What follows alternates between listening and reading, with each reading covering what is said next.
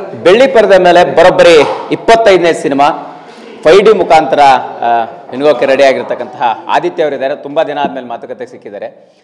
Sir, ಸಹಜವಾಗಿ ಒಂದು 25ನೇ cinema ಅನ್ನುವಂಥದ್ದು ಒಂದು ಮೈಲುಗಲ್ಲಾಗುವಂಥ ಸಿನಿಮಾ. ಸೊ ಎಷ್ಟು ಸ್ಪೆಷಲ್ ಆಗಿದೆ 5D ಅನ್ನುವಂಥದ್ದು?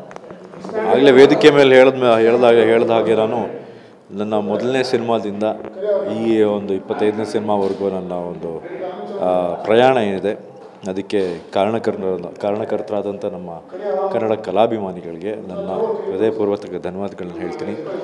ಏಕೆಂದರೆ ಅವ್ರ ಆಶೀರ್ವಾದ ಇಲ್ಲದೆ ಇಲ್ಲಿವರೆಗೂ ಬರೋದಕ್ಕೆ ಚಾನ್ಸೇ ಇಲ್ಲ. ಸೊ ಅವ್ರು ಇಲ್ಲಿವರೆಗೂ ಕೈ ಹಿಡಿದು ಇಲ್ಲಿವರೆಗೂ ನಡ್ಸ್ಕೊಂಬಂದಿದ್ದಾರೆ. 25ನೇ ಸಿನಿಮಾ ನಮ್ಮ ಕಲಾ ಸಾಮ್ರಾಟ್ ನಾರಾಯಣ್ ಸರ್ ಅವರ ಸಿನಿಮಾದಲ್ಲಿ ನನಗೆ ಒಂದು ಅವಕಾಶವನ್ನು ಕೊಟ್ಟರು. ಸೊ ತುಂಬ ಖುಷಿ ಆಗ್ತಾಯಿದೆ. 25 ಸಿನಿಮಾ ಅಂತ.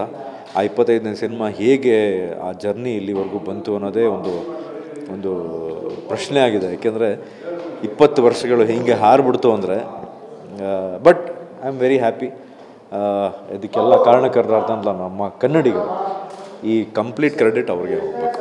ಎಸ್ ಸರ್, ಸಹಜವಾಗಿ ನೀವು ಕೂಡ ಪ್ರತಿ ಹಂತದಲ್ಲೂ ಕೂಡ ಸಿನಿಮಾದಲ್ಲಿ ಏಳು ಬೀಳುಗಳನ್ನು ನೋಡಿರ್ತಕ್ಕಂಥವ್ರು. ಕೆಲವು ಸಾರಿ ಅಂದ್ಕೊಂಡ ಪಾತ್ರಗಳನ್ನು ಮಾಡೋಕ್ಕಾಗಿರಲ್ಲ. ಸೊ ಆ ಎಲ್ಲ ನೆನಪುಗಳು ಹೇಗಾಗುತ್ತೆ, ಆ ಏಳು ಬೀಳುಗಳನ್ನು ಹೇಗೆ ನಿಭಾಯಿಸಿದ್ರಿ ಅನ್ನುವಂಥದ್ದು ಸರ್? ಒಬ್ಬ ನಟ ಅಂದಮೇಲೆ ಏಳು ಬೀಳು ಇದ್ದೇ ಇರುತ್ತೆ. ಎಲ್ರಿಗೂ ಸಕ್ಸಸ್ಸು ಇರುತ್ತೆ, ಎಲ್ರಿಗೂ ಫೇಲ್ಯೂರು ಇರುತ್ತೆ.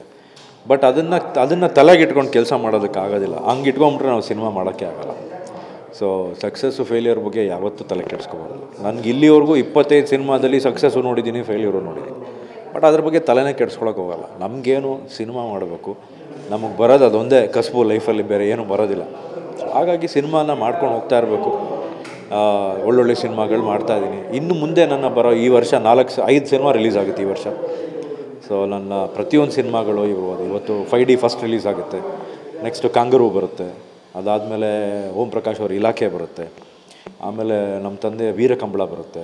ಕೊನೆಗೆ ಟೆರರ್ ಬರುತ್ತೆ. ಸೊ 5 ಸಿನಿಮಾ ಇದೆ ಈ ವರ್ಷ. ಸೊ 5 ಸಿನಿಮಾಗಳು ವಿಭಿನ್ನವಾಗಿದೆ. ಸೊ ಇನ್ನೂ 3 ಸಿನಿಮಾಗಳು ಸ್ಟಾರ್ಟ್ ಆಗ್ತವೆ.